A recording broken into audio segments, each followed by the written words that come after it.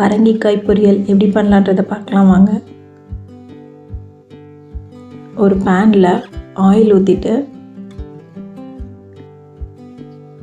கடுகு, உளுந்து, ஜீரகம் எல்லாம் போட்டு நல்லா பொரிஞ்சதுக்கப்புறமேட்டு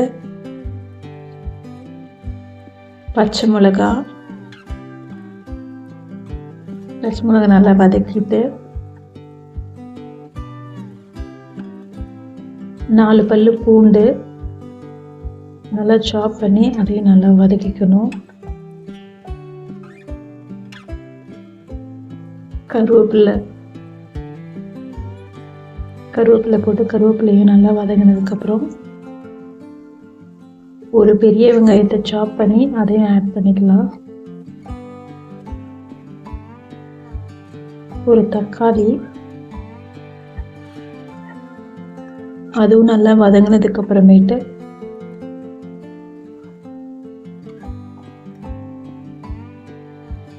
உப்பு கொஞ்சம் சேர்த்து நல்லா வதக்கலாம். நல்லா வதக்கிட்டு அப்புறம் பரங்கிக்காவை நல்லா சின்ன சின்ன துண்டை நறுக்கி அதையும் இதோட ஆட் பண்ணி நல்லா வதக்கலாம். நல்லா எண்ணெயில் நல்லா வதங்க விடலாம். நல்லா எண்ணெயிலே வதங்கினதுக்கு அப்புறமேட்டு அதில் மிளகாத்தூள் 1 ஸ்பூன், கறி மசாலா பவுடர் அது ஒரு 1/2 ஸ்பூன் சேர்த்துட்டு நல்லா கலக்கணும். நல்லா கலந்ததுக்கப்புறம் கொஞ்சமாக மஞ்சத்தூள், 1/2 டம்ளர் தண்ணி ஊற்றி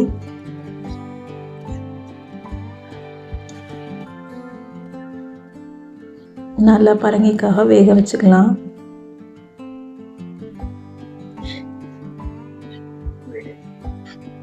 பரங்கிக்காய் நல்லா வெந்ததுக்கு அப்புறமேட்டு வெவச்ச மொச்சக்காவை போட்டு அதையும் நல்லா இதோட கலந்து ஒரு 5 நிமிஷம் வேக வச்சுக்கலாம்.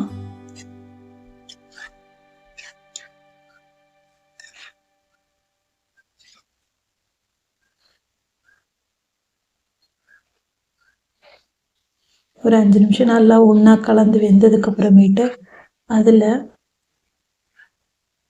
தேங்காய் பூ நல்லா காமுடி தேங்காய் பூ அதோட ஆட் பண்ணி நல்லா வதக்கிக்கலாம்.